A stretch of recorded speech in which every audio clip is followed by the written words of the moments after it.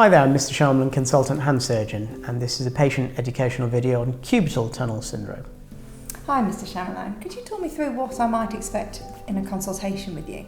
Absolutely. So the GP usually refers because you have either tingling or pins and needles in the little and ring finger, or your history says the hand feels a bit weak, or perhaps these fingers are going numb.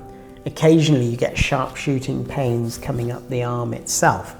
So in the examination, we tend to look at these fingers, and as the main nerve, called the ulnar nerve, that comes down from the neck runs around the funny bone here, and this is quite a common place in the cubital tunnel, and as you tap here, sometimes the patient experiences tingling in the fingers or numbness in the little finger and half of the ring finger.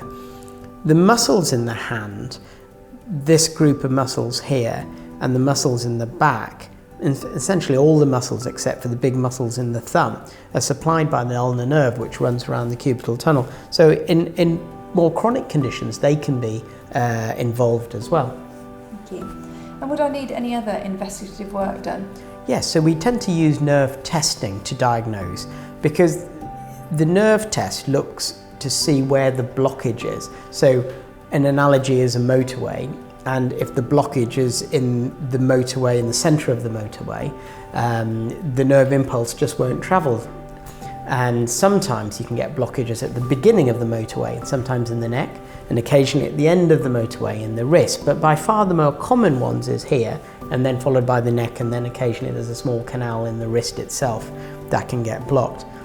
Based on that and your clinical presentation, which means if you've got permanent numbness or permanent wasting of the hand, with those nerve tests, which can be mild, moderate or severe, we can make a treatment plan.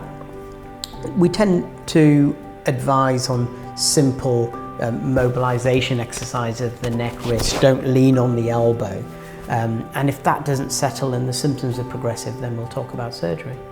So you've mentioned surgery, so what would my treatment options be? So from a surgical point of view, I tend to do things through an open incision, and it's under either general anaesthesia or a block. We do a small incision. This is day surgery as well. Small incision here, find the nerve and release the sheath over the nerve. So we don't actually touch the nerve really itself, we just release the sheath over the nerve to stop that blockage. And then we just stitch the skin, simple bandage. You're able to move your elbow afterwards, move your hand and wrist. You can lift light stuff, but keep it clean and dry for 2 weeks. Do a wound check, make sure the wound's healing nicely. And the recovery is pretty good after that.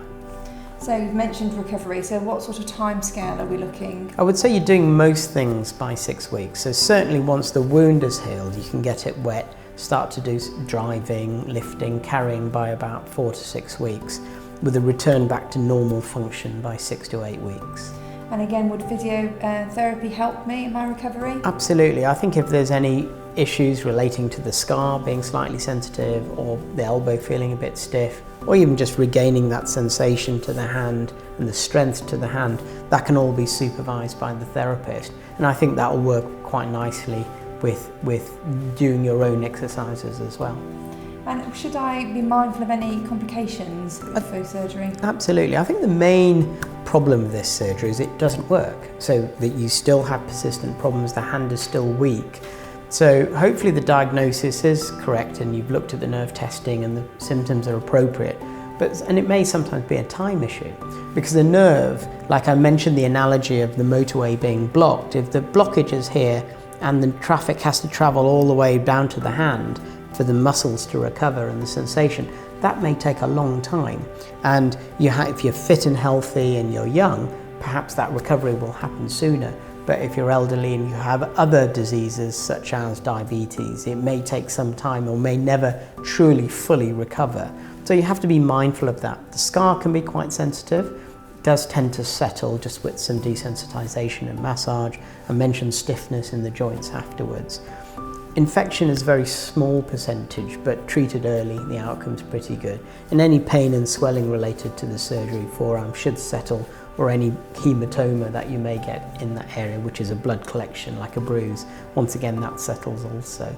Actually, the surrounding damage of nerves and vessels is really quite negligible because it's actually a reasonable operation. It's quite a superficial operation to do.